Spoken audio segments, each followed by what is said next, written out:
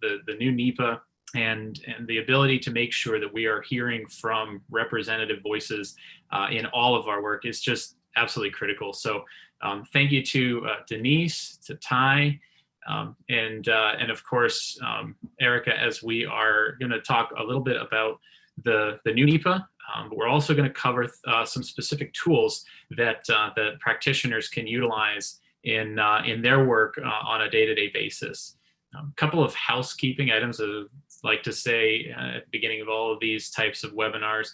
This is eligible for both PE and AICP credits. You will find on the site that you are watching this through underneath the webinar a quiz. If you're looking for PE credits, you will need to complete that quiz, and then also go on to the next tab and submit for that. AIC credits, I don't believe need the quiz, but you will need to go to that tab and submit as well. There is also a couple of places to comment or ask questions. So if you're listening over the phone, you can use the phone tree to actually speak in and submit a question. We of course online as well. If you want to submit a question, we will be using the sort of last 10 minutes or so of this to answer those and take advantage of this panel that we've got here today. Without, though, further ado, I think we'll give a bit of a overview of the agenda that we're going to cover today. The primary points, as a lot of you are aware, is really covering the new NEPA, making sure that we've got a good understanding of some of the broad changes. There's a lot of content in the new document, the final ruling released by the CEQ. We're going to distill those down, take away a few key points. We're going to talk about environmental justice and what that means from Denise's perspective, and EJSCREEN, a valuable tool that really hasn't been out that long. I think it was back in 2016. It was originally released to the public. So a growingly valuable tool. And then Erica is going to share a case study, some practices in the real world from Ohio DOT. So again, I appreciate all of you joining us. My name is Graham Stone. I am the co-founder and vice president of government relationships here at publicinput.com, where my role is really to listen. I do a lot of talking, but in the midst of that, I'm learning every day from all of our customers, all of our colleagues, advisors, and some of the working groups like FHWA's VPI program, and I mentioned earlier some of the educational institutes like the Davenport Institute at Pepperdine, legal firms that take the time to read these things and interpret them. So paying attention and then trying to distribute that information. I'll introduce Denise Freeman, though, as our first speaker, and let her get the community liaison for the Department of Energy, the co-chair of the NEPA committee in the federal agency working group. So a lot of words there, but in other words, she focuses on exactly what we're going to be talking about today and is going to give you an overview. So Denise, please take it away, and thanks so much. Thank you. Thank you, everyone, and good afternoon. I bring you greetings from the NEPA Committee of the Federal Interagency Working Group on Environmental Justice and from the Department of Energy. Today, I'm going to provide you with a trajectory of EJ from the past, the present, and the future by first defining EJ, providing some highlights of the history of EJ, talking about its importance, commonalities between EJ and NEPA, provide you with an overview of the Promising Practices Report, and then end just by mentioning a couple of tools, and then a couple of tools. My hope is that you will be able to glean the connections to the current health, economic, and environmental challenges facing our country from the COVID-19 epidemic today. And then also it's my intent just to set the stage for the following presentation. So keep it right there. So what is environmental justice? As defined by EPA, environmental justice is the fair and equal treatment and meaningful involvement of all people, regardless of race, ethnicity, culture, income, or educational level, with respect to development, implementation and enforcement of environmental laws, regulations, and policies, a mouthful. The key takeaways here is that EJ is about procedural justice, that is meaningful involvement, distributive justice, meaning fair treatment, which are at the heart of NEPA. Next slide. And so why are we addressing NEPA? Why are we addressing EJ and NEPA? And why is it important?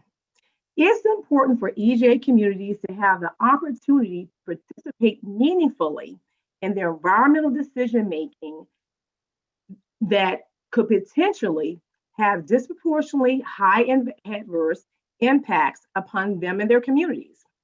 And the way that we really look to accomplish this is through meaningful engagement, a process that allows federal agencies to, build ongoing relationships with the community, and secondly, to build trust. Meaningful engagement can best be described as a two-way street. Informing the community through public outreach, then involving the communities in project discussions through public participation and seeking community input, and that's public engagement. The bottom line is that we must reach and engage with the public so that we all can gain a better understanding of the different strategies or methods for public engagement based upon who you want to reach and engage with, and then look to make that connection with the healthcare and social service sectors. Maya Angelou says, do the best you can until you know better. Then when you know better, do better. Next. So how did this all begin? Well, the environmental justice movement really began with the landmark Civil Rights Act of 1964 that established a standard to outlaw the discrimination in the conduct of all federal activities. In 1982, it gained national attention when a small, predominantly African-American community in Warren County, North Carolina, was designated by the state to host a hazardous waste landfill that would accept contaminated waste. The federal government stamped its involvement on February 11, 1994, when President Bill Clinton signed Executive Order 12898, federal actions to address environmental justice and minority populations and low-income populations. And what's important to note about the executive order is that it required each federal agency to make achieving EJ part of its mission by identifying and addressing as appropriately disproportionately and high and adverse human health or environmental effects of its programs, policies, and activities on minority populations and low-income populations. It established the Federal Interagency Working Group on Environmental Justice, chaired by the EPA administrator. And then on August the 4th, 2011, in an effort to reinvigorate its commitment to EJ, 16 federal agency cabinet level officials and CEQ signed an MOU, a memorandum of understanding on environmental justice. And one specific area of focus was the National Environmental Policy Act, NEPA. So now, by understanding the points of progress leading to the EJ movement, we can visualize where we need to go to address the weight of the challenges facing society today. And we can see the important role that NEPA plays in helping to advance EJ. Next slide. Now here are some common themes between EJ and NEPA. One, promoting healthy and sustainable communities. Secondly, ensuring fair treatment by federal agencies as they carry out their various missions. And three, providing opportunities for potentially affected populations to participate in the decision-making process. Next slide. The overview of the Promising Practices Report. Well, in 2016, the NEPA Committee of the Federal Interagency Working Group, the EJIWG, authored the Promising Practice Report in fulfilling our purpose and our mission. And that is threefold. One, to improve the effective, efficient, and consistent consideration of environmental justice, share promising practices, and provide cross-agency training. The Promising Practices Report is a compilation of methodologies concerning the interface of environmental justice throughout the NEPA process. The methodologies are gleaned from federal agency practices since the Executive Order 12898 was signed in '94, representing over 20 years of professional experience, knowledge, and expertise of NEPA and EJ from across 10 departments, 3 agencies, and 1 White House office, who comprise the NEPA committee. Not only does it capture thinking and deliberation, but it also allows for agency comparison and improvement. Next slide. Now that I've told you what it is, let me tell you what it's not. 1, it's not wholly new material, nor does it establish new requirements. It's not formal guidance. It's not intended to create rights or benefits for any person. Next slide. This is what we like to call our Promising Practices Report Beehive. It sort of demonstrates how the promising practice is organized into 8 sections and steps. There are multiple methodologies within each section. The steps are non-linear. In other words, it's interactive. Concepts in early sections may refer back and forth to other sections throughout. Processes may be concurrent. Just like NEPA is iterative and adaptive, so should the use of the Promising Practice Report be viewed as well. When well done, use of the Promising Practices Report leads to better decision-making and more informed public participation. So let's go through a few highlights. The foundation, mentioned this earlier, meaningful engagement. Just because it's first in the Promising Practice Report does not mean it's over with early.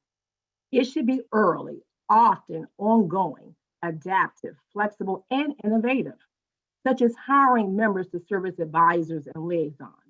Consider different segments of the population, such as low-income transit riders versus your general low-income population. Scoping. Here you want to consider methodologies and required data sources. For instance, consider whether it's meaningful to have one project area boundary for every type of resource area, air, water, noise, traffic, etc. Impacts will differ among populations based on the type of resource being impacted. During scoping, consider separate methodologies to address the differences in impacts. This helps determine data sources, and please don't discount community data sources or cultural knowledge, in addition to government, academic, peer-reviewed literature, both from raw data and methodologies. Defining the affected environment. Here, you need to determine the appropriate range and unit of analyses, including extent, type, and duration. Are impacts direct, indirect, reasonably foreseeable, or cumulative? And then data interpretation should include community input on ecological, aesthetic, historical, cultural, economic, social, or health conditions of populations. Should also consider traditional tribal knowledge. Consider unique conditions or exposure pathways, routes by which low-income or minority populations may come into contact with chemical, biological, physical, or radiological effects. Next slide. Identification. First, we'll deal with minority populations. There are 2 described methodologies in this particular section.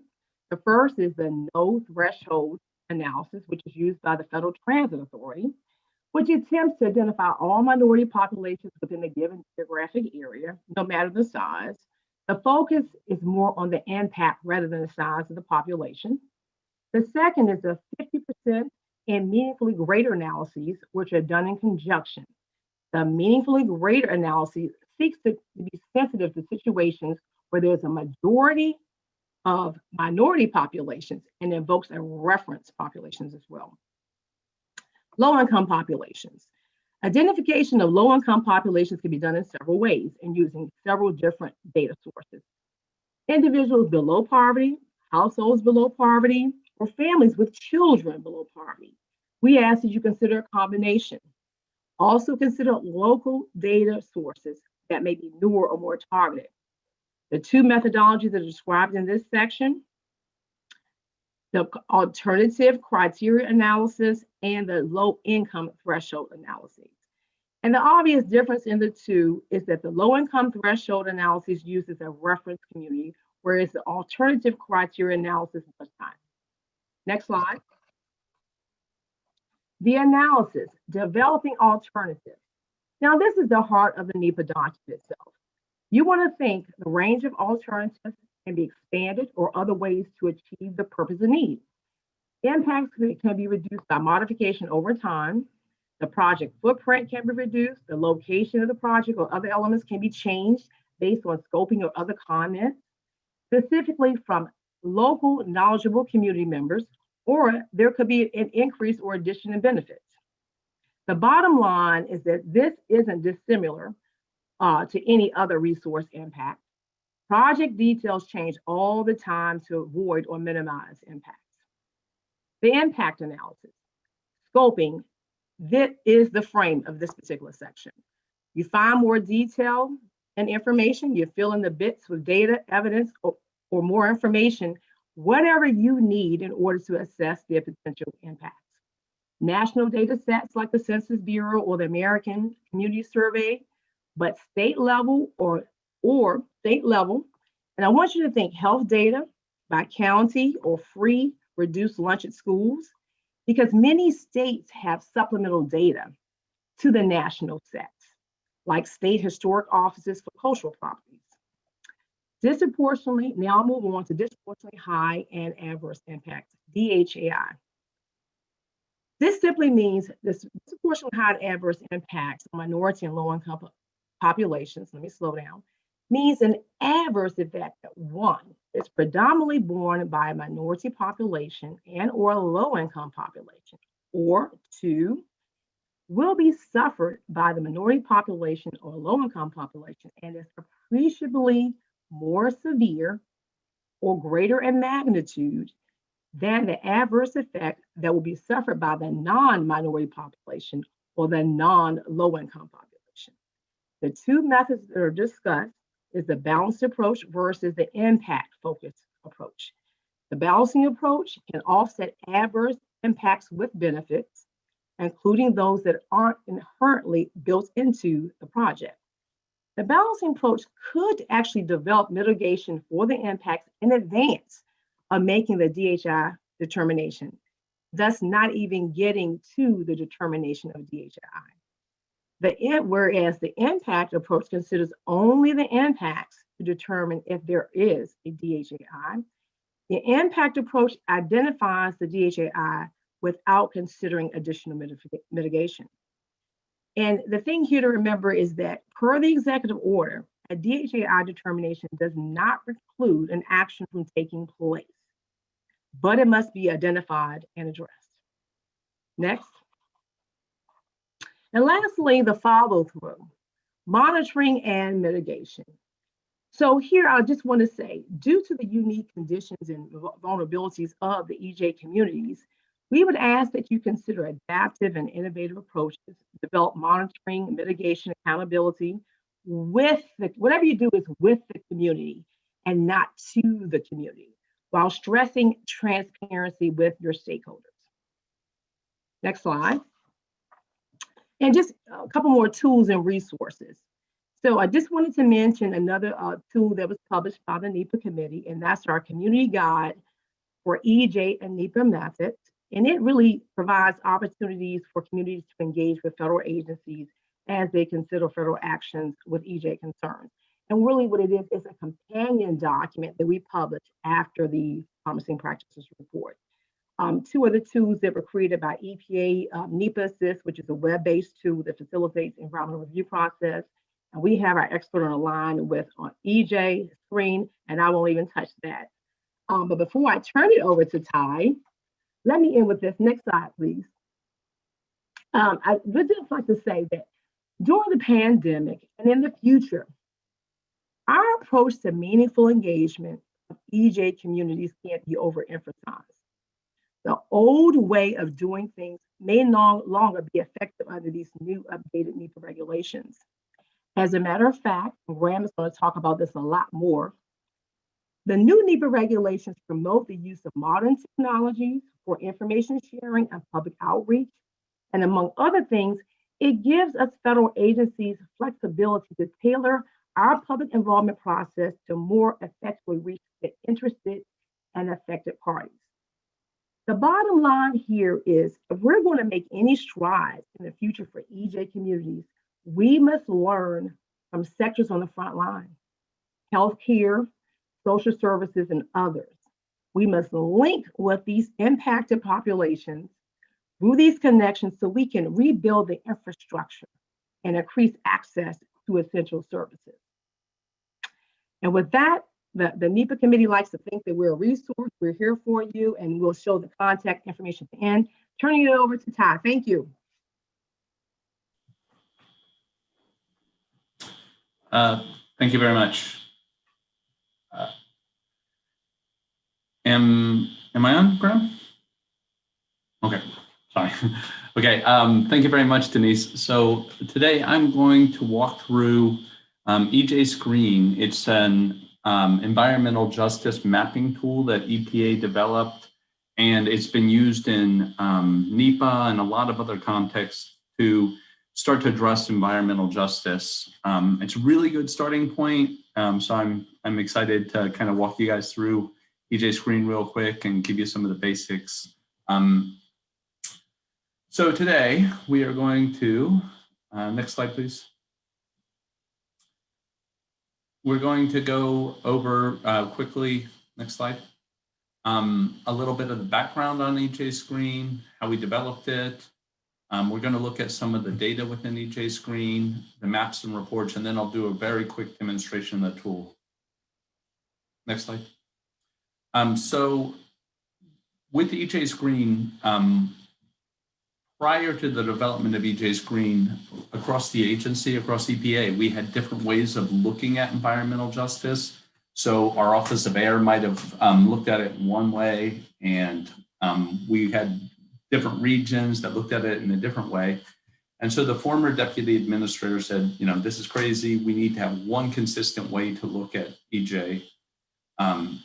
So in 2010, we started building this tool internally. We made it part of our former strategic plan.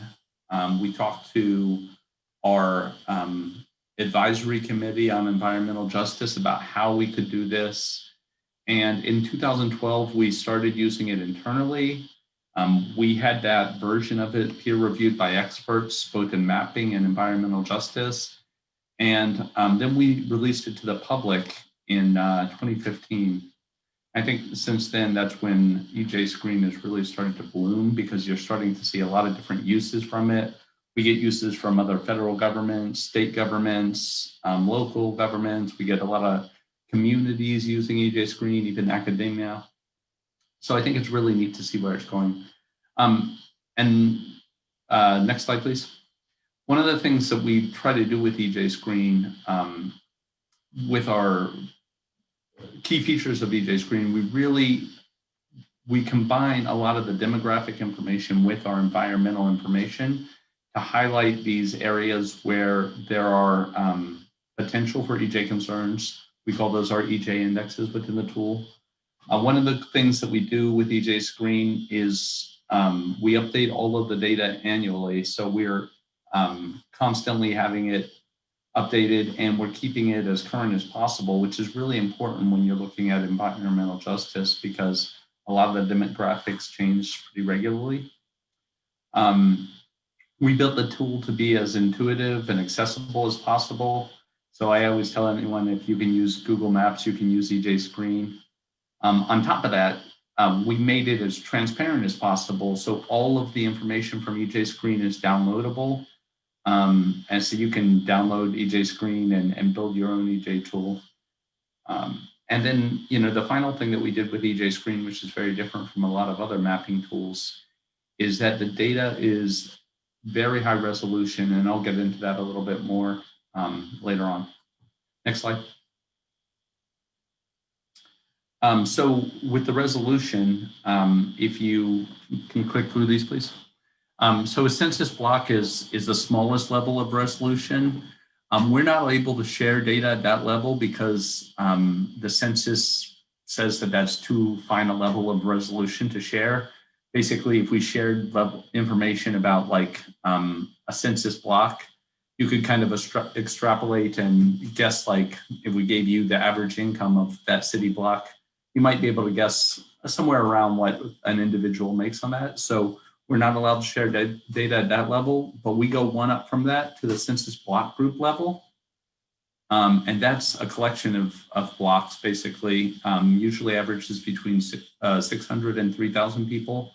And beyond that is the census tract level, which is what you see in many other mapping tools. And beyond that is the county level and then state level in the country.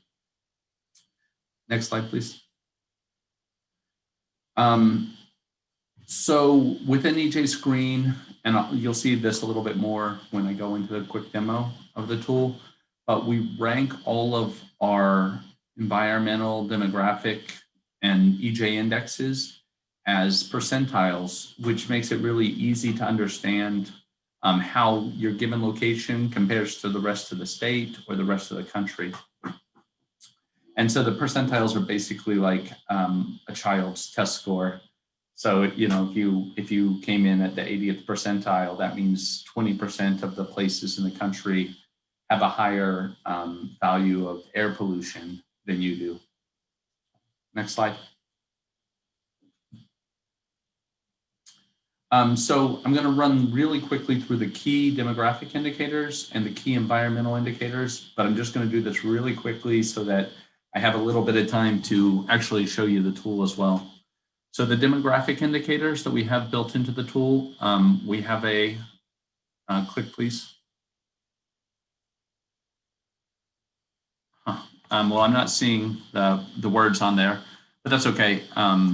We have a couple of different demographic indicators, and I'll show you those when I get into the actual demo of the tool. But our key things that we're looking at are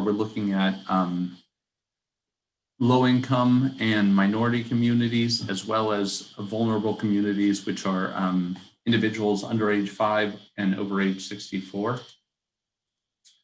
And then we also have less than high school education and linguistically isolated communities as some of the demographic indicators. And then we have a whole slew of environmental indicators. And I'm not going to talk about each of those because it might be a lot of information to give you guys real quickly. So next slide. Oh, here comes the demographic indicators. And the environmental indicators. I'll walk through these when I'm doing the actual demo of the tool to save some time. Next slide, please.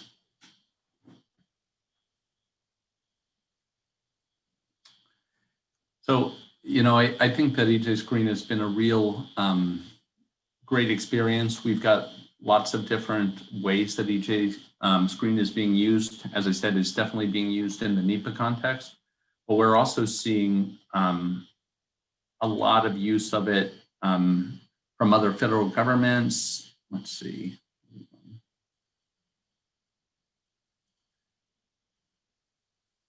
Can you see my screen now? Wonderful. Okay, so first to access EJSCREEN, all you need to do is type in EJSCREEN in Google, and the first thing that's going to pop up is going to be the EJSCREEN website.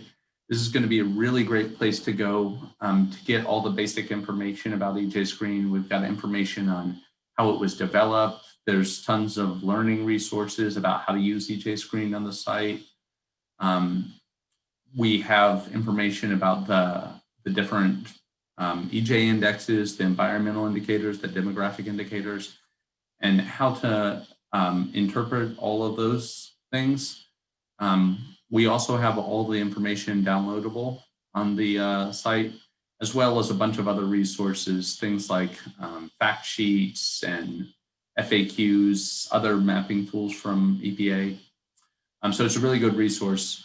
But if you hit launch the EJSCREEN tool, you're going to see the tool pop up, and it's basically going to look like any other mapping tool that you've used. You can type in an address and it's going to go to that location. You can change your different base maps based on what you want to see. And I think the real key function of EJSCREEN is just your ability to select locations. There's a few different ways to select locations. You can do it just by dropping a pin on the map, or you can draw polygons and outline the area that you want to see. You can also pull up a report for an entire city or a county. So, there's a bunch of different ways to pull that information up. We can just go ahead and drop a pin here. And let's see. And we'll add a 1 mile buffer to the map.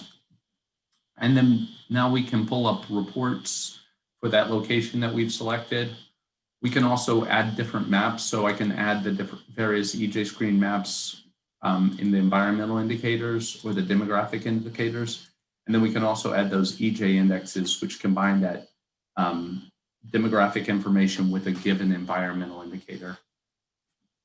And let me just demonstrate a couple of that. So if I wanted to add, say, low-income population to the map, you can add that, and you're going to see which areas in the Washington, D.C. area have more low-income populations. And we can take a look at the same time at, say, Superfund proximity. And so this is going to show which areas are closer to Superfund sites or former Superfund sites. And with our EJ index is going to basically combine that Superfund site, that Superfund information with low income information and minority information. So if we add that to the map, you're going to see areas that are highlighted are now areas with a lot of low income populations, a lot of minority populations, and closer to Superfund sites. So that's some of the key functionality. Besides the key environmental and demographic indicators, we have a bunch of other demographic indicators from the census. So you can pull in a ton of information on race, languages spoken, income, things like that. We also have a lot of other environmental layers that you can pull in, other information like the location of schools or churches, parks. So there's a whole plethora of information within EJSCREEN. So I encourage everyone to get out, click around in EJSCREEN, and if you have any questions, then feel free to send me a message. So, Graham, I'll turn it back over to you. And I really appreciate your outline there. I think that one of the main questions, and I've seen there's several that that have come in just while you were talking along these same lines. One of the main questions that we get are around how to define these specific areas. How do we know that we've reached them? And there's a lot of subjectivity, right? When we're talking about engaging community leaders to bring us to their underserved populations, we need to make sure that, especially when it comes to legal defensibility and the laws around NEPA, that we can prove this. And so the EJSCREEN tool is one that that I think is really critical to share. And I appreciate you being here to answer questions. We'll at the end of this, go back through and I think throw some of those your way, as there were some specific ones I think you may be able to help us with. To get to I think one of the more nebulous topics, the new NEPA and its impacts that it's going to have on engineering, construction, planning, generally the project delivery, right, process. One of the primary things that I want to bring up, and if you'll advance the slide for me, is that we say NEPA has not seen significant reform since well, it was created, right, over 50 years ago, and that's relatively true.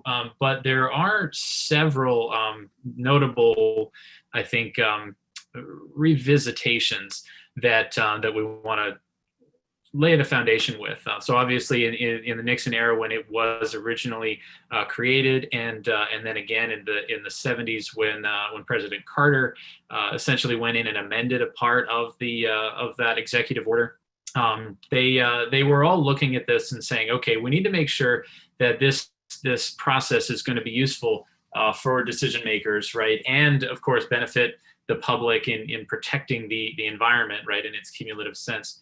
But we need to make sure that we're reducing paperwork and the accumulation of extraneous data, and I'm quoting President Carter's executive order there, in the background. So they knew that this could be an arduous task. And then again, 20 years later, in 1997, the CEQ, which was a group created right alongside the NEPA executive orders, they did a survey titled, 25 years, right? How's it been working? And it found that there was still extensive documentation and analysis, and it provided litigation-proof documentation.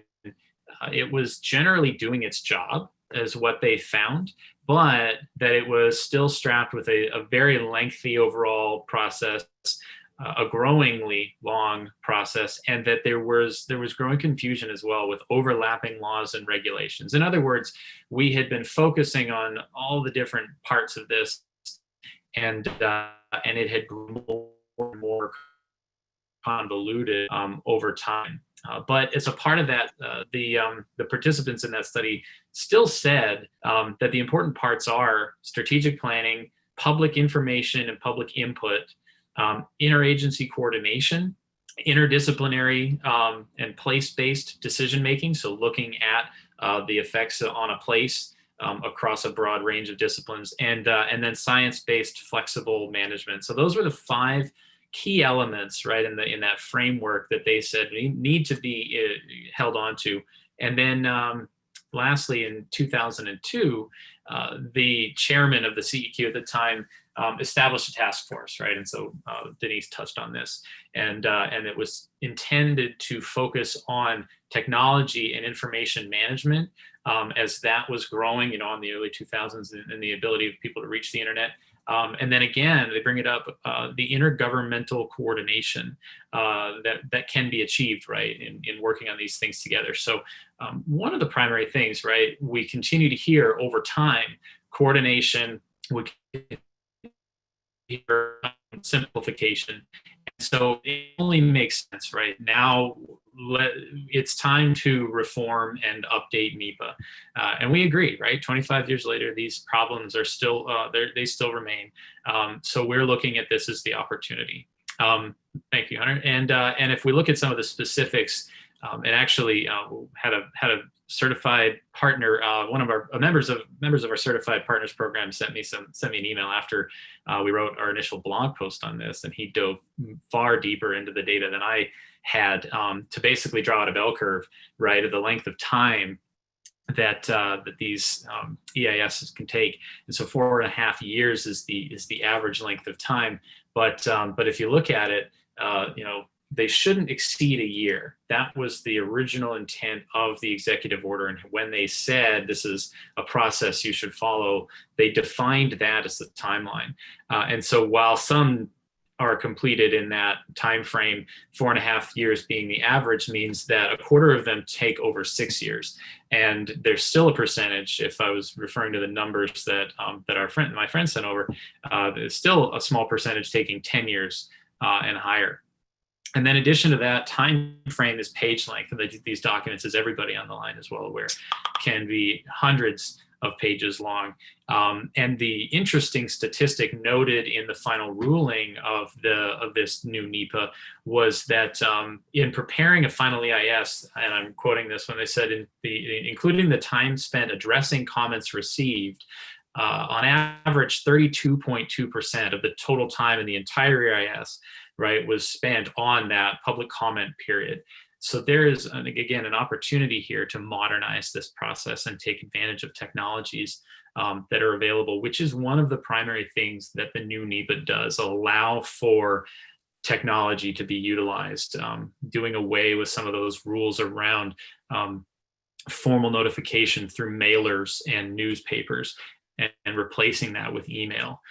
So those primary takeaways, right, are really, again, driven around the ability to be more specific about our efforts and take the time that has been traditionally spent on analyzing comments, reaching these communities, and try to make the most of that with technology. Hit the next slide for me. I appreciate that. A couple of you have asked on the chat already, what are some of the primary changes? What are some of the key takeaways? And I mentioned earlier, page lengths and timeframes. That is throughout the entire document one of the important things that that continues to be brought up. There are other aspects that that are included and a little less involved with our particular focus at public input, the environmental impacts and those actual physical environment rather than the human environment, and the difference in consideration of cumulative effects, and also the opportunity to apply more broadly for categorical exclusions, or the ability to not have to go through a NEPA process. That has been expanded, but I'll take a moment to state there's more than this. I think the first thing we need to consider when we're looking at the new NEPA is whether or not it will stick.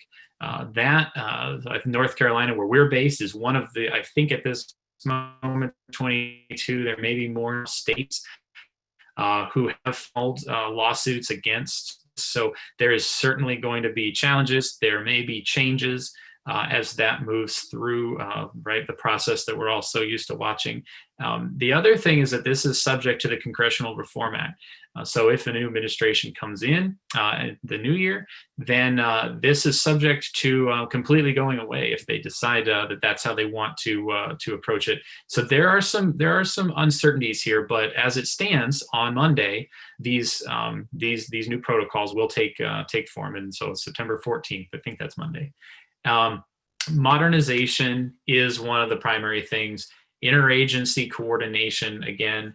And then we talk about how MPOs and DOTs can approach the new NEPA. There are a couple of specific things we need to remember.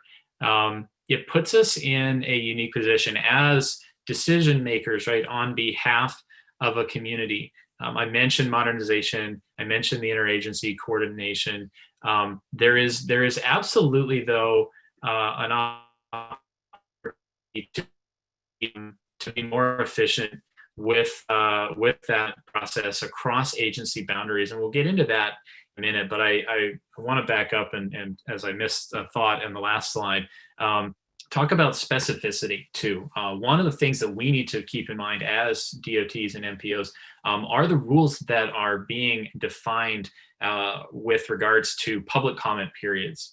A primary change that we saw in the document was the time frame that comments were allowed to be submitted within.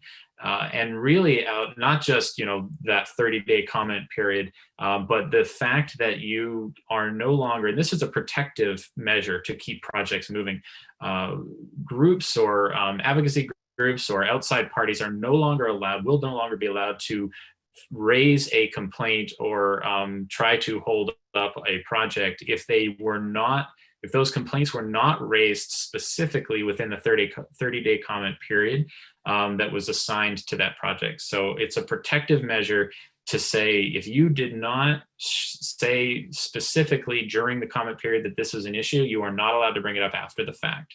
There is also a measure of specificity with the content of comments. We as a software often have a default language in some of our comment boxes, say share your thoughts, right? But according to the new document, that won't cut it. These thoughts have to be specific and applicable to the project and relevant to the complaint that you're making. In other words, making sure that public comment is not broad and just generally dissenting. There has to be a specific reason in order for it to be considered exhaustive, and then there is a right to forfeit those comments if they're not specific to the issue that you're raising. And then again, with regards to protective measures, this is a big thing we need to pay attention to in the industry. There is a much more difficult hurdle to be cleared when groups are looking to place an injunction or a stay on a project. some of the most controversial ones in news and modern news have been pipelines for natural gas. Here in North Carolina, right, the natural gas pipeline was recently abandoned after billions of dollars invested to go through the middle of the state. And whatever side of the argument you're on with that, that project was subject to incredible speculation and a lot of opposition. And then, of course, a lot of support, right, from the communities that it would benefit.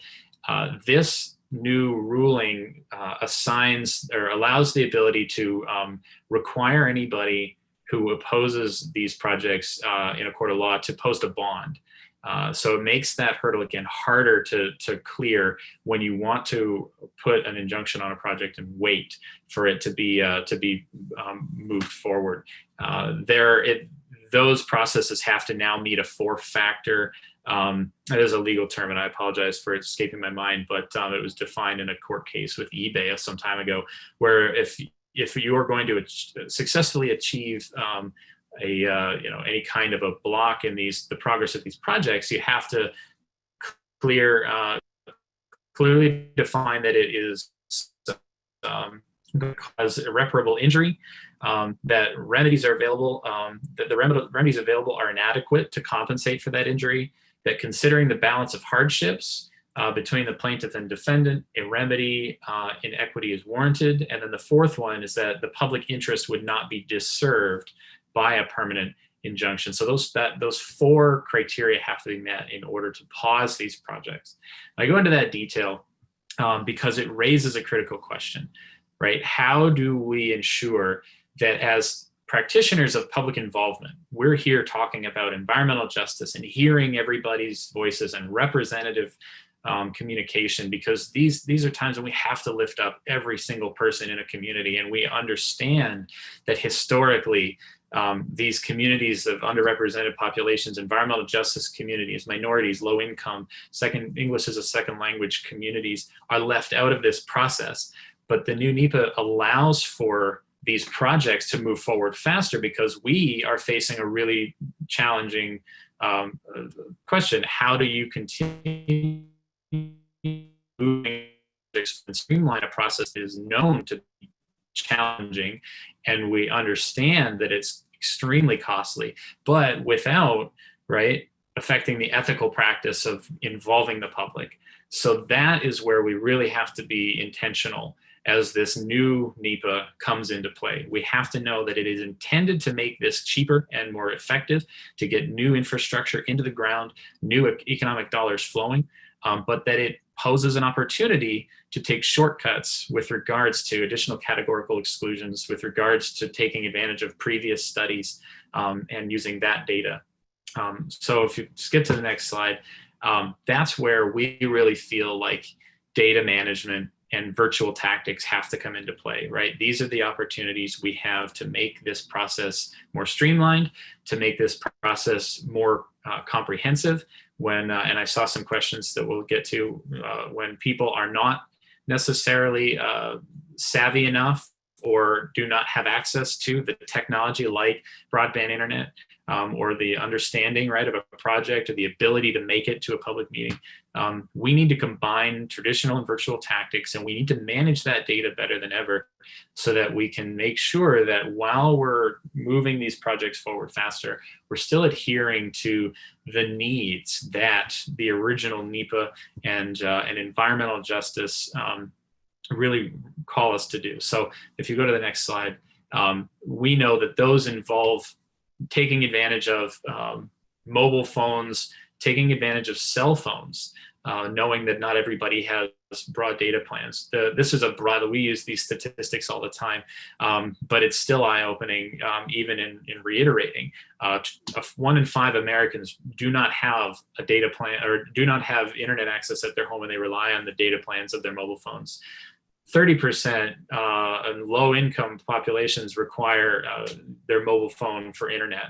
And then if you look to some of our immigrant and minority populations, that number grows even higher. So we can't think that Zoom or WebEx for public meetings is going to solve those problems. We have to give additional tools to these particular people who are historically been left out to make the most of most of their efforts.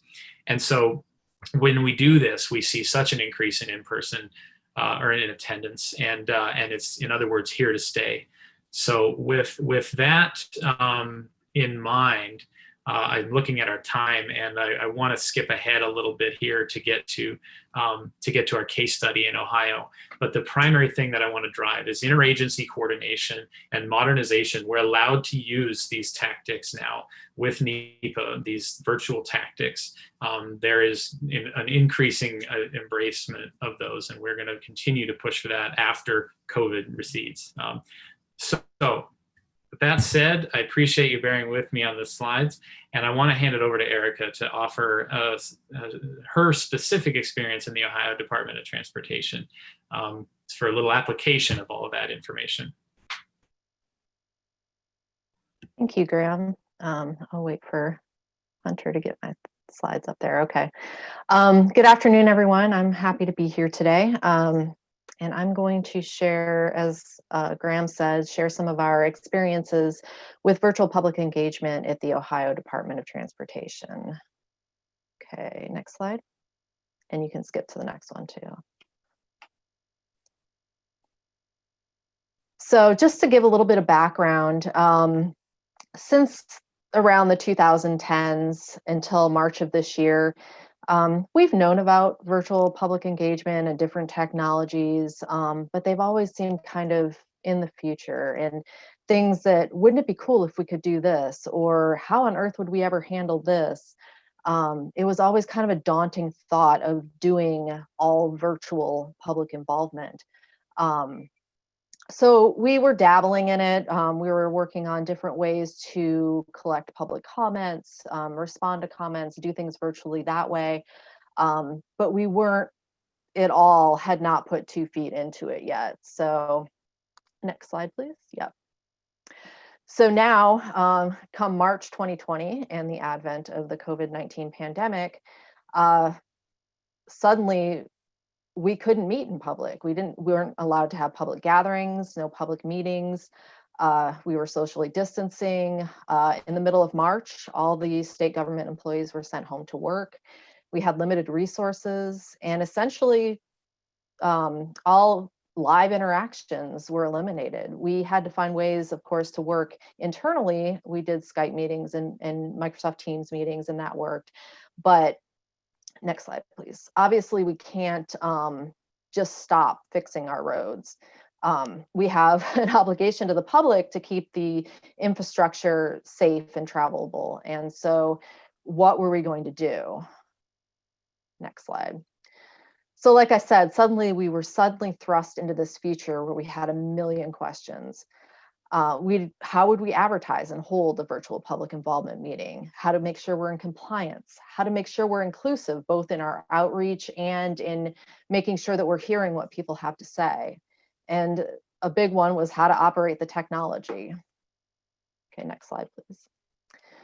So some of our lessons learned, we did the only thing we could do and learned as much as we could, as quickly as we could, and dove in head first. And at first it really, actually, yeah, at first it really didn't go well. We crashed and burned, as one of our staff put it. The first meeting we had, we thought we were live streaming, but found out later we weren't. So we had to kind of redo that meeting. We had some issues with technology. We had to learn what worked together and what didn't. And even with what was in a presentation, what took up too much bandwidth and was slowing things down too much, how to make sure people could call in and we're getting through. So there were a lot of things that we had to do to learn how to host a virtual public meeting. And some of the things we learned, we had to research our options. And the big thing is to try to select a platform that makes it easy for the public to participate. You don't want something where people are unfamiliar with it. They have to have a passcode. They have to, go through 3 different links to get there. You want something, if you can, that people are familiar with, have multiple options for participating, so that if people don't have computers, there is a call-in option or other options that are out there technologically. You don't want to have to require registration, because that could be a big deterrent to people. You don't want people to have a special account or have to get an app on their phone to participate. And you want to have the ability to control the audience. Next slide, please. And another lesson learned, prepare your team. Make sure that you provide a list of details and deadlines and define the roles well so that everybody knows what their role is. This is obviously for your project team. Who's presenting? What are you presenting? Are you using PowerPoint? Are you using YouTube? How are you doing that? Have a moderator who's organizing it, making sure you have all the names and contact information for people. Keep in mind that if you're doing videos, they can slow things down quite a bit. You want to make sure that those are working properly before you get into a public meeting. Are you going to do poll or survey questions? And that's something that you have to make sure you understand how to do and set that all up ahead of time. And then if you're having electronic handouts, make sure that somebody is responsible for putting those together and getting them up onto the project website early. And then share the presentation with multiple people. If you are having a presentation, make sure that it's not just one person who has access to that, because if something happens to that one person, or to say their internet connectivity or their electricity, which did happen on one of our projects, nobody else can present that presentation. So just make sure you have backups there. And then again, provide clear instructions for everybody. How to handle and launch poll questions, who's going to take care of your Q&A session. You really want to have somebody who can moderate that for you and can facilitate that. You really would want to have somebody who has experience doing that. And if you are having call-in options for people, somebody who can nicely and politely and respectfully say, okay, we need to stop and move on to the next thing. And that is really a gift that some people have, and I highly recommend having somebody who's good at that. And how to share screen control, and keep in mind that there's a delay. There's always a delay, but if you have large graphics or videos, there can be more of a delay in what you're saying and what the public is hearing. So focusing on underserved populations, as with in-person PI, it's going to require extra effort, and it can require even more extra effort when you're doing virtual PI. The most important thing I can say is know your community. You need to know who you are trying to reach so that you can determine how to reach people. Use multiple methods to get the word out. You know, you can use snail mail, email, social media, project websites. Portable message signs are a good one because you can put those up along the roads traveled and people will see those. Post flyers at frequently visited locations like grocery stores. Libraries aren't open right now, but they won't be closed forever. But places where people frequent. And then work with your local officials, your religious leaders, your community leaders, and ask them how best to reach out to the people in their community. And one of the big things is don't be afraid to think outside of the box. We are all learning how to do this virtual thing. So we have to be ready to try new things and see what works. And so don't be afraid to try something new. Okay. And if you have virtual public handouts or you're sending things to people, make sure that your handouts are reader friendly and that they are concise. You don't want to send out 10-page documents of text explaining the project. You want something clear and concise. Use graphics, make them easy to follow. A lot of people are visual learners, so putting a map in there with labels on it can help most people understand what you're trying to do. Use QR codes. There are free QR code generators out there. Use those. People can just, hover their smartphone over there and don't have to type in long URLs. And then translation services. If you know you're in an area where there are people who speak a different language as their primary language, make sure you translate and provide those services during a public meeting. We have translators at ODOT that help us out, and I know a lot of the programs now have automatic translation service. So the big goal is to make sure everyone has the opportunity to provide input who would like to. We want to make sure that they have an opportunity to participate and an opportunity to weigh in. So make sure you're posting information on the project website early, providing alternative ways to submit comments, whether that's phone, email, mail, social media, and make sure people know that those options are out there. And then really encourage comments. We want to hear what the public has to say. They have a role in this process, and by listening to the public, we can make projects better for the people who live there. So when it comes time to the meeting, you should have your things ready to go, but do a dry run, or at least one dry run before you have your public meeting. It really pays off to do this. That way you can practice not just giving the presentation, but the handoffs, making sure that everybody's technology is working properly, that you know how to do videos if you have videos in there. Again, if you're doing poll questions, the person who's running that can make sure that that's working properly. And then just decide the specifics of how you're going to deal with things during the meeting. Are you going to have your camera on all the time? Are you going to just have them on while you're presenting? Who's going to take care of the questions, and how are they going to address those to the people that are on the project team? So have a dry run. And then during the meeting, make sure you stick to your agenda. Don't start your broadcast too early. You don't want the public to hear your conversations beforehand. Have somebody go over ground rules at the very beginning, and that can include just how we're going to handle comments. You know, are we having people type comments into a chat box, or are we having them call in, or possibly both? And are we answering comments during this particular meeting, or are we collecting them and preparing responses and sending them out later? And of course, the ground rules of be nice to each other, and let's keep this all professional. Make sure you identify your team, so have everybody introduce themselves so people know who's responsible for different things. Have somebody responsible for muting and unmuting people at the appropriate times. Again, I mentioned this earlier, have one person responsible for moderating comments. And hopefully, usually somebody with experience with that is best. And let the audience know that they're being recorded and that their comments are public record. So at the end of the meeting, make sure that you reiterate how people can submit comments, whether, you know, if it's after the meeting, you may have a comment submission system, you may have forms that they can fill out and send.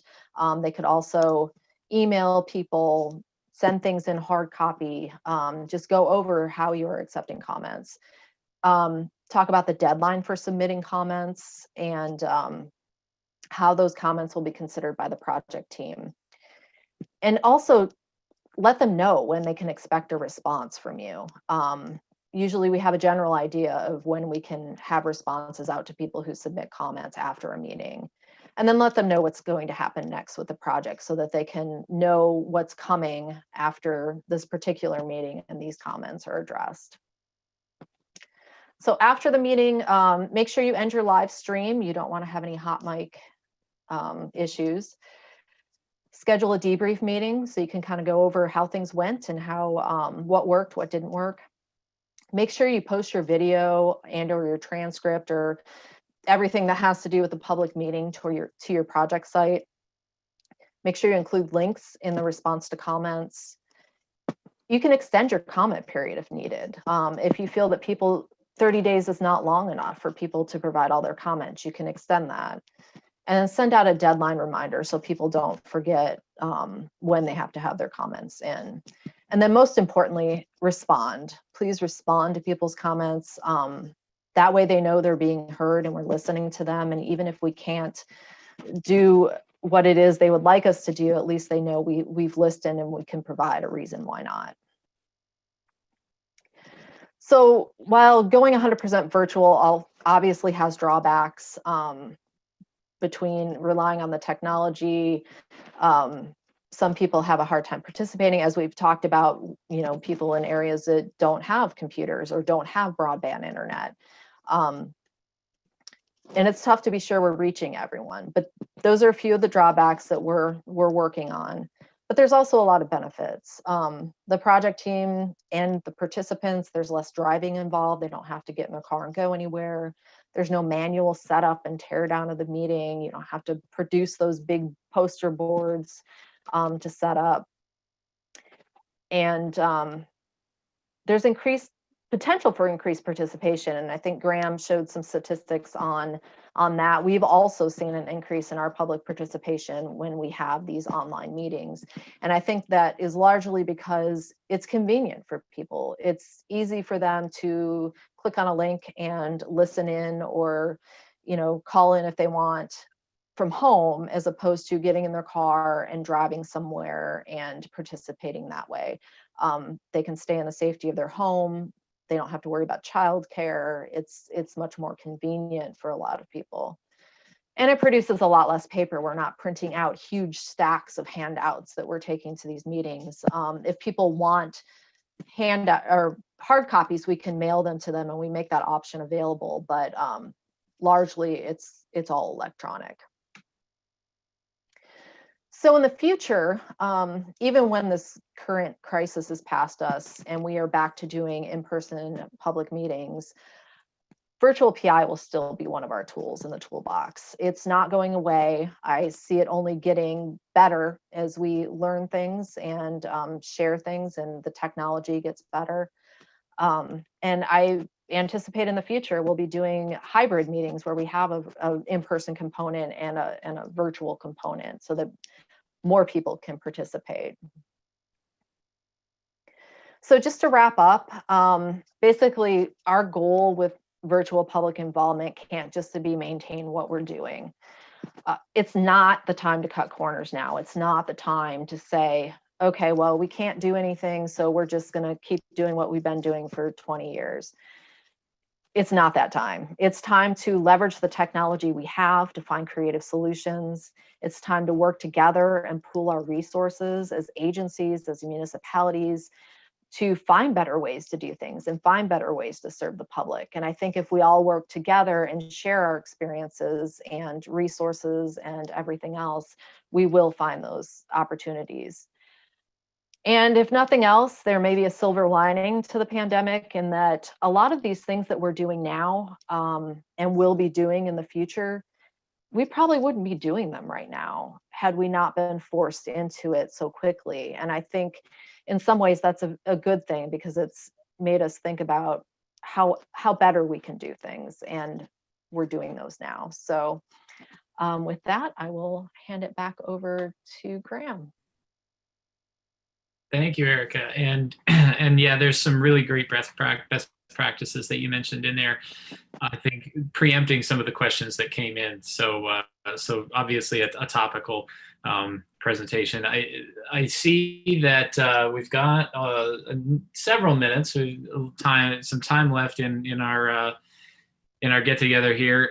So I'm going to just roll right into some Q&A stuff with the caveat that, so some of these questions are on the nose, and our guests today are not they're not allowed to make specific comments on the new NEPA with regards to those rules. Of course, being with those public institutions. Now, in a private entity, I can certainly make some interpretations for you, but I will do my best to make sure we get to all of these. One of the first questions was in regards to the new NEPA requirements and how they are changing, and I think we covered some of that, and as well as some strategies for organizing and facilitating safe and socially distant meetings. The need to be virtual, the need to mix those different modes. There is a question I'd throw to Denise here that says, I have a project specifically focused in an EJ community, and the purpose is to enhance and bring the community back to when it was thriving about 50 years ago. There's strong community engagement over the past 5 years. Is this considered still an EJ impact?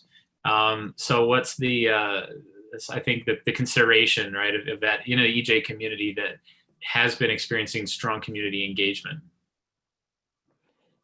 So she mentioned if it's an EJ impact. I mean, I believe it's called, EJ, public engagement. I mean, I don't think it's an actual impact per se. So I wouldn't use that term considering they already have strong engagement already.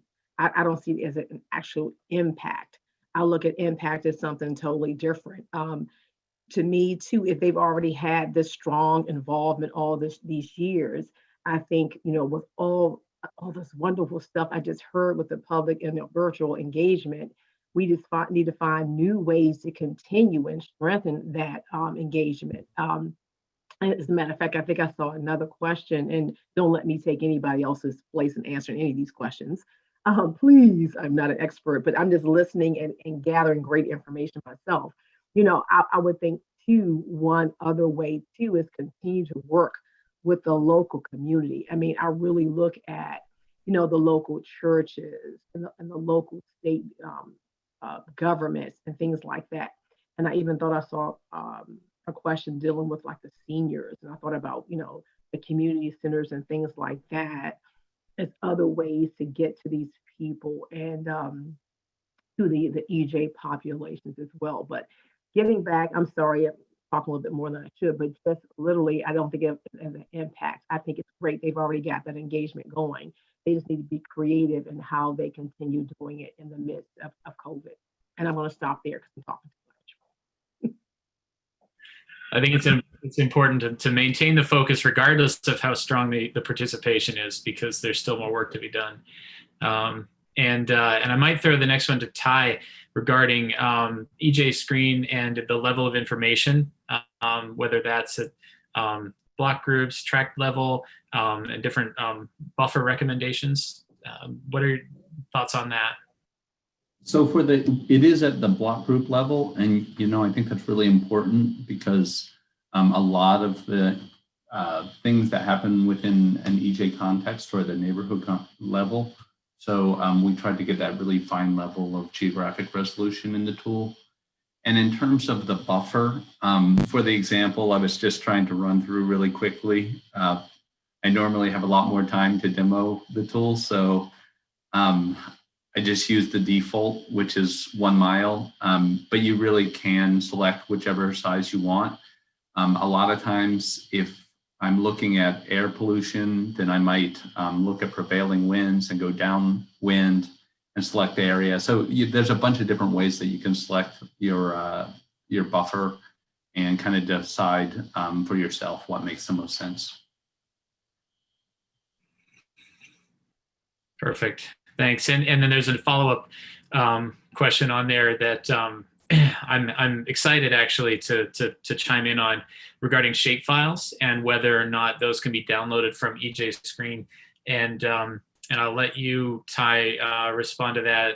But within the public input platform, we are currently testing an integration with EJSCREEN that allows you to overview your participant map with EJSCREEN data so that you can get a very clear picture.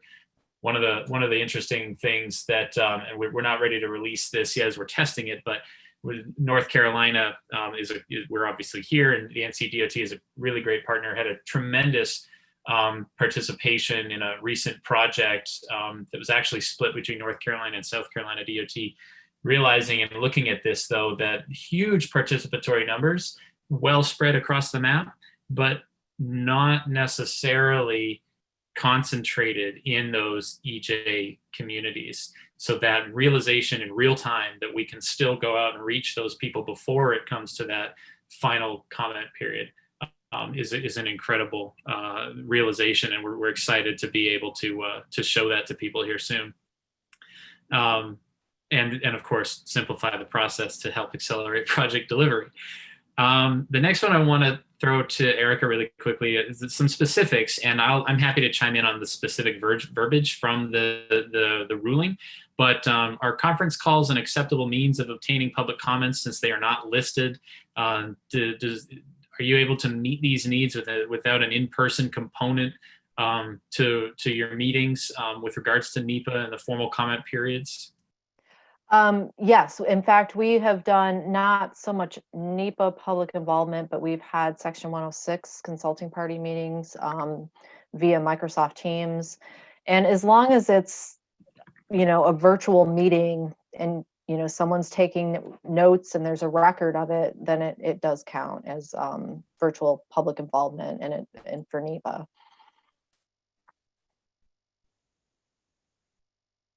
Wonderful. And that's, we've seen, so FHWA won't make a statement on regarding specific TAC that are or are not acceptable, but the new NEPA does say, somewhere buried in the middle of it, and I'll quote it: depending on the circumstances, agencies can provide adequate information through public meetings or by a detailed scoping notice. There is no single correct approach for public involvement, but rather agencies need to consider circumstances and have the discretion to conduct public involvement that is tailored to the interested public and available means of communication to reach interested and effective parties. So there's definitely some vague language in there that holds us, and this is alluding to a question that was posed as well, the opportunity, right, with the expansion of categorical exclusions, the push for more electronic notifications, potential reduction of review times. Is that going to result, right, in decreased opportunities for the very people we're talking about? And I think that I'll throw this to Denise to let you chime in as well. But I say that technology will allow us, and the combination of virtual and in-person tactics will allow us to increase that. But we as an industry have to hold ourselves to this ethical standard. We have to know that this is work that needs to be done, and our decisions will not be made in the best interests of those communities if we don't continue to make sure. But Denise, if you want to chime in on some of the potential there. Yeah, well, all I will say is that too, it goes back to something I heard throughout all of these presentations, and it's about knowing your community. I mean, you would need to know who has access to the modern technologies. I know that even looking at your statistics, a lot of people do have, the cell phones and things like that. But there are a number of low-income EJ communities who do not. And so if we know who has access, and then we can make, the adjustment to that to figure out, more other ways in order to engage them. I had even thought, just thinking off the cuff, as I was talking about the community centers and things like that, I've seen where people have been holding meetings, a local church actually, and they hold on Sundays as usual, but they social distance, and only certain people are allowed inside the building. But things like that, where people aren't able, who don't have a cell phone or don't have access to modern technology. So we just gonna have to be really creative and innovative, and get to really, really know our communities and those people that we're impacting. Yeah, absolutely. And I want to say thank you again to everybody for the time. We are a couple minutes over, and so I'm inclined to say, if everybody that's on the call has other things to go to, thank you so much. If you all, though, there are a few more questions. If you on the panel are willing to answer a couple more, I don't want to put you on the spot. If there's just one that I think we've reached, making sure that we answer specifically, right? Gathering the demographic data to confirm we're reaching environmental justice populations. Erica, maybe if you can offer your thoughts on how you make sure that you've got the information to confirm that that's happening. Yeah. We use multiple resources to make sure that we, again, know our community. We work with community leaders. We use the information from the census, all the typical things you would expect. We talk to people and make sure that we know who's going to be impacted by our project, and reach out in ways that we can best reach out to different groups. As far as actual metrics go, I know we've been asked in the past, how do you measure if you're, do you have metrics for how you determine who's participating in your public involvement meetings? That is something, specific metrics are something we're still working on. We've been working with our Office of Diversity and Inclusion to come up with better ways to determine that, so we can make sure that we are, reaching out to everybody and making sure that everybody has a chance to participate. And it echoes a question I saw in an FHWA webinar last month. It said, what are some of the performance metrics? How do you define success? And to us, right, it's not size of participation. It's not, did you get through to the end of the project without anybody throwing a red flag in the air? It was looking at those comparative metrics, who you heard from, and the communities that they belong to, and making sure that they're representative. And and when you do that, right, you can avoid those delays. You can make sure that your decisions are going to be adopted and embraced, and you can, when you use tools to do that, continue to be efficient with it. But like I said, thank you everybody so much. There are a lot more questions, and I I don't think we'll be able to get to them, but we will pass those on to our panelists, or please feel free to do so yourself. Here are their email addresses. Each of them has volunteered to be a resource in this ever-changing challenge.